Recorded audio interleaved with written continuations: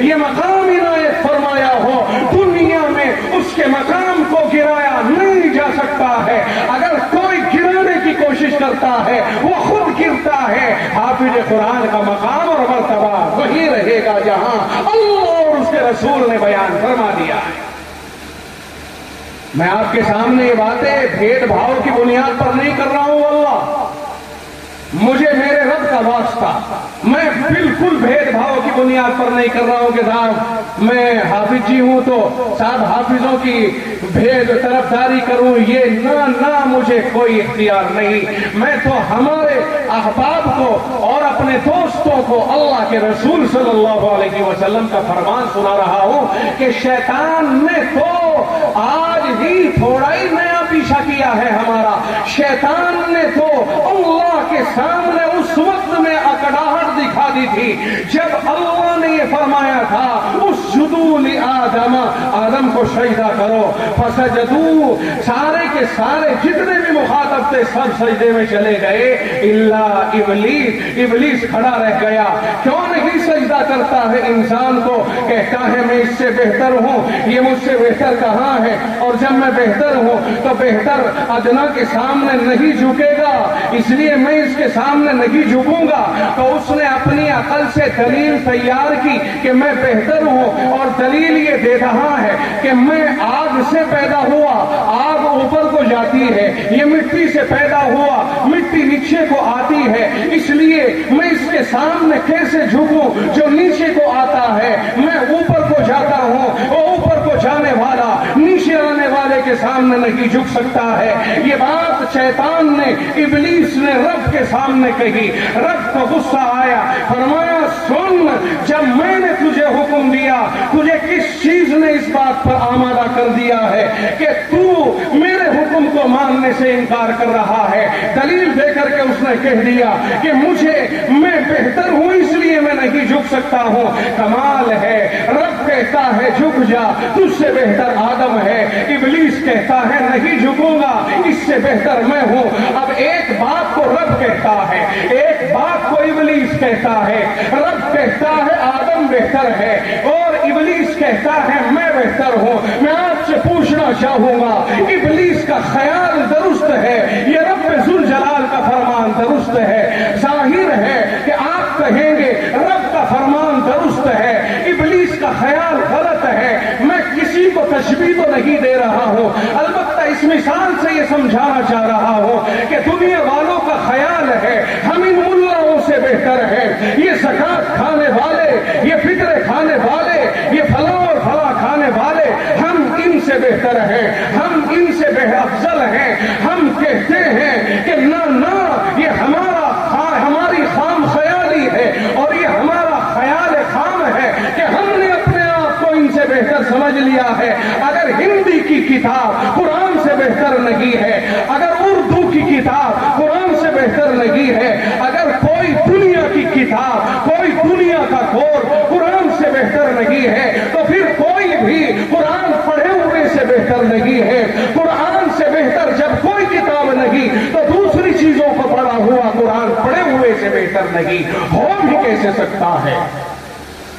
میں یہ بات اس لیے وضاحت کے ساتھ کہہ رہا ہوں کہ خیالات باطلہ ہمیں کہیں کا نہیں چھوڑتے ہیں اور تباہی ہمارا مقدر بن جاتی ہے۔ جس ابلیس نے یوں کہا تھا رب کے سامنے کھڑا ہو کے، تو سن رب ذوالجلال، جس آدم کی وجہ سے تو مجھے جنت سے بھگا رہا ہے، جس آدم کی وجہ سے تو مجھے مردود بنا رہا ہے، جس آدم کی وجہ سے میں جنت کی نعمتوں سے محروم ہو گیا، چلیے ہم دونوں جائیں گے تو دنیا میں بھی نمٹ لوں گا اس کی اولاد سے، اور میں بھی ایسا کر کے چھوڑوں گا انہیں کہ تم کبھی بھی گنتی کر لینا، اکثر لوگوں کو اپنا نہیں شکر گزار پاؤ گے۔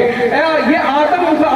یہ ابلیس نے اللہ کے سامنے باقاعدہ دعویٰ کیا تھا کہ دنیا میں جاؤں گا، ثم لآتینہم من بین ایدیہم ومن خلفہم وعن ایمانہم وعن شمائلہم، میں آدم کی اولاد کو ہر طرف سے مقابلتاً بہکاؤں گا، ان پر وار کروں گا، انہیں زیر کروں گا، انہیں تیرا نافرمان بنا دوں گا، انہیں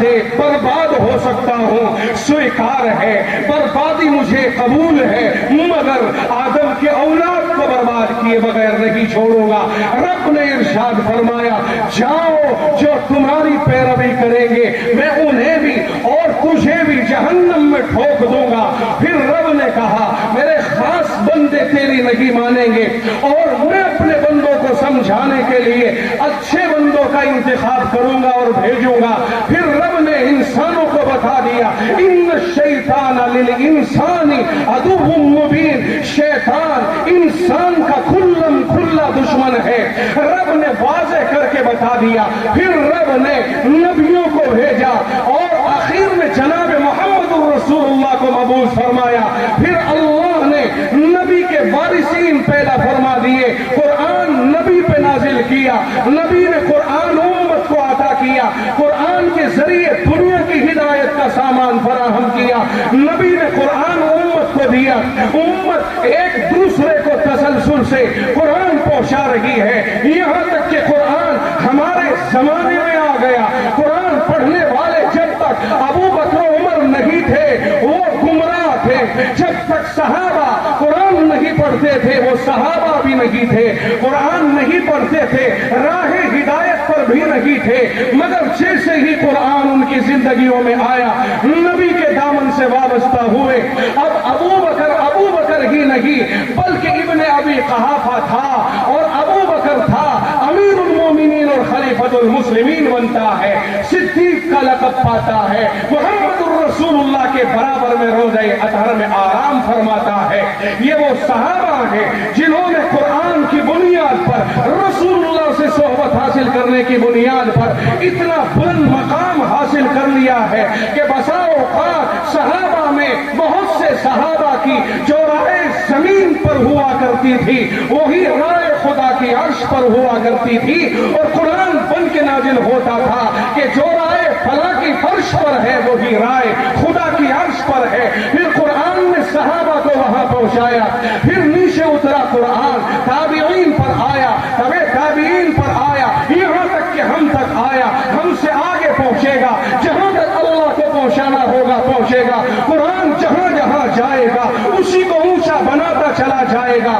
ہر زمانے میں قرآن والوں کی مخالفتیں ہوئی، کیا آپ یہ سمجھتے ہو کہ ابو بکر کی مخالفت نہیں ہوئی تھی، عمر کی مخالفت نہیں ہوئی تھی؟ ہوئی، ہر زمانے میں اہل قرآن کی مخالفت ہوئی۔ آج ہی کا کوئی نیا زمانہ نہیں ہے، آج ہی کا کوئی نیا دور نہیں ہے، آج ہی کی کوئی نئی نسل نہیں ہے، ہر نسل میں قرآن کے پڑھنے والوں کے مخالفین پیدا ہوتے رہے ہیں، مگر میرے بھائیوں کوئی خوف نہیں ہے، کوئی بات نہیں ہے، کوئی احساس نہیں ہے،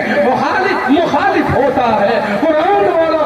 والا ہوتا ہے۔ رب نے قرآن کی حفاظت کا وعدہ کیا ہے تو قرآن والے کی حفاظت میں انشاءاللہ العزیز قرآن ہی کے ضمن میں ہوتی رہے گی، انہیں اللہ کی حفاظت حاصل رہے گی، انہیں قیامت کے دن عجیب مرتبے حاصل ہوں گے، بلند مقام حاصل ہوں گے۔ اس لیے ہمیں اپنے ذہن و دماغ کو ٹھیک کرنا ہوگا اور قرآن اور پہلے قرآن کی، قرآن حافظ قرآن کی، قرآن اور عالم قرآن کی قدر بنا کر اپنے دل میں پیدا کر کے اپنے آپ کو اللہ کی رحمت کا مستحق بنانا ہوگا۔